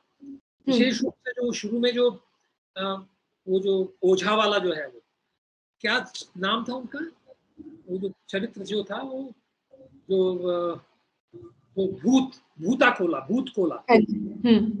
वो जो है ना, वो बहुत ही सुंदर था, बहुत बढ़िया, वो स्वस्फूर्त हो गया था अपने आप, कुछ उसमें मैजिक हुआ था।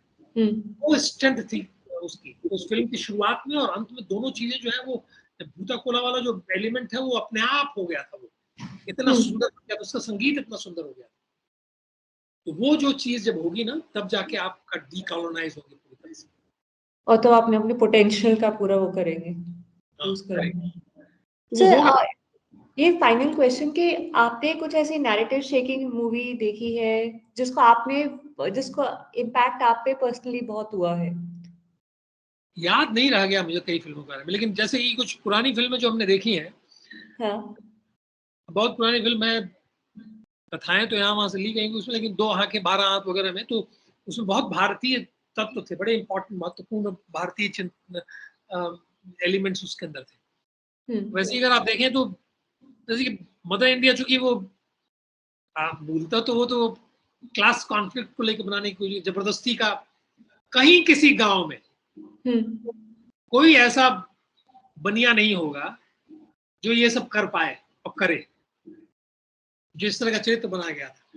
व्यापारी बहुत सबसे ताकतवर नहीं होता है गांव के अंदर, जो आपकी फसल खरीदने के लिए आता है, और ऐसी ताकत उसकी नहीं है कि आपकी ऐसा उठा ले। उससे भी नहीं हुआ होता होगा, क्योंकि लोग जो है मजबूत है, सरकारें जो है ये सब कर सकती थी, बाकी लोग इतनी आसानी से नहीं कर सकते।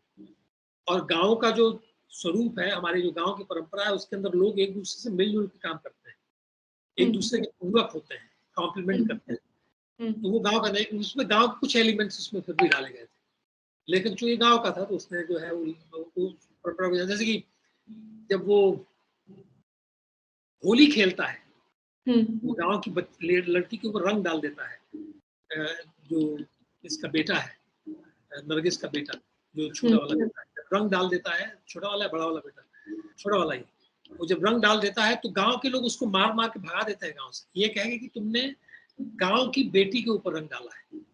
वो है वो व्यापारी बनिया की बेटी, लेकिन फिर भी उसके ऊपर रंग नहीं डाल सकती, क्योंकि गांव की परंपरा में गांव में रहने वाली जितनी भी लड़कियां हैं वो लड़कों की बहनें हैं। अच्छा, बहनें हैं, और कोई संबंध हो ही नहीं सकता। ओके। तो हमारे यहाँ तो गांव में जो होली खेलते हैं ना, तो होली खेलने के लिए बचपन में हम लोग छोटे बच्चे में जब होली खेलने के लिए जाते थे, तो बहनों के ऊपर नहीं, किसी गांव की लड़की ऊपर रंग नहीं डाल सकते थे, भाभियों के ऊपर रंग डाल सकते थे। ओके। भाभियों को छोड़ के और किसी के साथ रंग खेल ही नहीं सकते थे। जितनी गांव की लड़कियां हैं, उनके गाल पे तो छोड़िए, उनके चरणों पे अबीर डालना पड़ता था हम लोगों को। बुजुर्ग हो, भाभियों के साथ आप रंग खेल सकते थे बचपन में। भाभी आप लंबी चौड़ी, आप छोटे बच्चे हो, रंग क्या खेलते, आप ही की बुरी हालत हो जाती थी अगर आप बालक हैं तो। लेकिन सारी लड़कियां बहनें थी, तो उनके चरणों पे, पाँव पे रखना था। अच्छा। तो कई अपने यहाँ वो सब, तो वो मान्यता थी, तो बहुत बड़ा अपराध उसने किया था। और उसको जो मारती है वो एलिमेंट जो है वो पूरी तरह से हमारा भारतीय एलिमेंट है, कहीं और संभव नहीं। तो गांव की बेटी को उठा के लेके गए हो, इससे जघन्य कृत्य बड़ा कुछ हो नहीं सकता है। तुमने कैसे ही, तुम अपनी बहन को उठा के लेके, ये भाव, तो ये एलिमेंट्स जो हैं ये सब कभी हमारी फिल्मों में आते थे। अब वो धीरे धीरे लोग जुड़े नहीं है, तो उसमें भोंडापन हो गया। अब ये संस्कृति है कि नहीं गाँव में मुझे पता नहीं है, बहुत दिनों से गाँव नहीं गया, लेकिन ये संस्कृति हुआ करती थी। अच्छा। तो और भी कई संस्कृतियां थी जिसमें कि शत्रु मित्र जो है, तो होली में कोई शत्रु नहीं था, सब मित्र। होली में आप जाइए तो हर समाज के लोग, चाहे वो जिस जाति के लोग, सब लोगों को मिलजुल के होली खेलना था, मिलजुल के ही खाना पीना था। तो ये कई चीजें हैं जो हमारे यहाँ कहने लायक है। हमारी जो उपनिषदिक परंपरा, सारी परंपराओं में बहुत कुछ कहने के लिए। तो कुछ फिल्मों ने इन सब चीजों को दर्शाया है। नहीं कह सकता बड़े। जैसे कि एक और फिल्म है बढ़िया थी, तेरे मेरे सपने करके एक फिल्म थी जो विजयानंद ने बनाई। वो नकल की गई थी, एक एजे क्रॉनिन का एक नॉवेल था सिटाडेल, उसकी नकल थी, लेकिन उन्होंने उसमें भारतीय एलिमेंट उसके अंदर डाले हैं। कौन सी मूवी है? तेरे मेरे सपने करके एक फिल्म है जिसमें अच्छा। विजय आनंद ने डायरेक्ट किया है, उन्होंने उसमें काम भी किया है। अच्छा। देवानंद थे उसमें, मुमताज थी, और भी कई कुछ इंटरेस्टिंग एलिमेंट थे। जो नकल, कहानी तो नकल की गई थी, लेकिन उसमें अपने एलिमेंट उसमें फिर भी डाले हैं भारतीय एलिमेंट। तो उसमें कई चीजें हैं, ऐसी फिल्में आप देखेंगी तो आपको मिलेगा। एक फिल्म कोई है, मैं कहना मेरे लिए बड़ा कठिन है, मुझे याद ही नहीं रह गया, मुझे याद नहीं है। लेकिन मैं तेरे मेरे सपने देखूंगी, मैंने नहीं देखी है। देखिए अच्छा। बहुत दिलचस्प अच्छी फिल्म है। और भी है फिल्म है, गाइड है।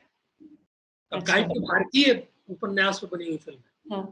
तो गाइड देखा है आपने? हाँ, गाइड देखी है। गाइड पुस्तक पढ़ी है आपने?